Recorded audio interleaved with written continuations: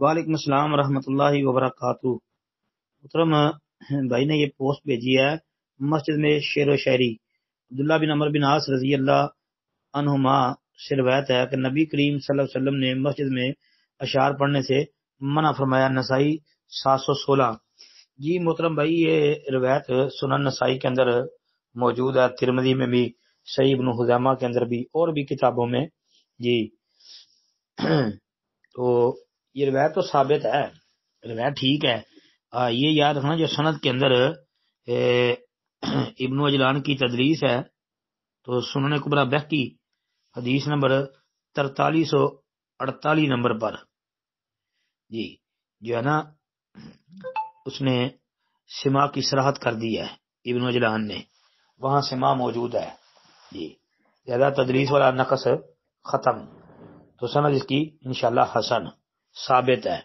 باقی یہ یاد رکھیں کہ اس سے مراد فضول قسم کے اشعار جو ہیں، جو نقمے اشعار ہیں، وہ منع ہے، وہ جائز نہیں ہے۔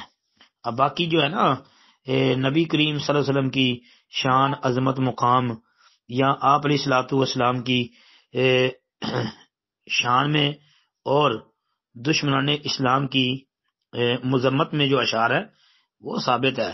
جس طرح کہ حسان بن ثابت رضی اللہ تعالی عنہ جو ہے، انہوں نے اللہ کے رسول علیہ الصلوۃ والسلام کی تعریف کی تھی، اشعار پڑھے تھے، تو حضرت عمر رضی اللہ تعالی عنہ نے جو ہے ان کو روکا، جس طرح کہ صحیح بخاری وغیرہ کے اندر آپ دیکھ سکتے ہیں، صراحت اور کتابوں میں بھی آتی ہے۔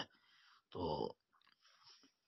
حضرت عمر نے اچھا نہیں سمجھا تھا، تو حسان نے کیا کہا تھا کہ میں آپ سے بہتر، یعنی محمد رسول اللہ صلی اللہ علیہ وسلم کی موجودگی میں، من ہوا خیر من کا، مطلب کہ میں آپ سے جو بہتر ہے نا، ان کی موجودگی میں یہ شعر پڑھے ہیں۔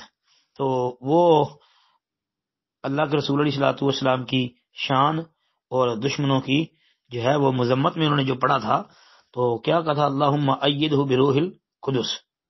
جی یہ آپ کو انشاءاللہ روایت صحیح بخاری مسلم وغیرہ کے اندر اور نسائی وغیرہ میں بھی مل جائے گی۔ باقی جو ممانت والی بات ہے،